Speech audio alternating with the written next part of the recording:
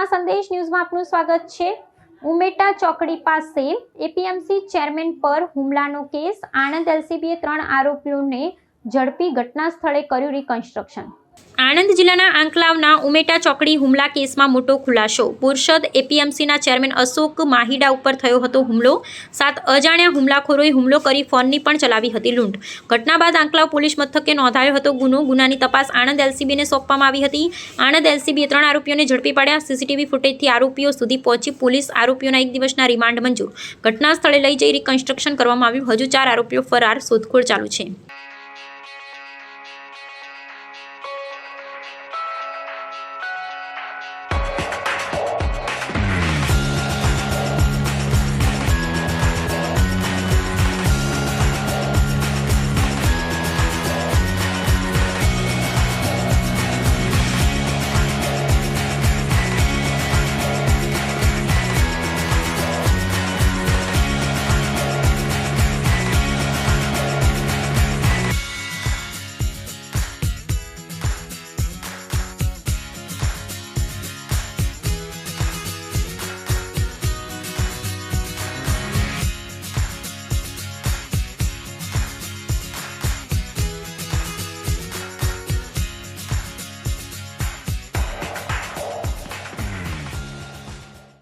સંદેશ ન્યૂઝની તમામ લેટેસ્ટ અપડેટ્સ માટે ચેનલને હમણાં જ લાઇક, શેર અને સબસ્ક્રાઇબ કરો।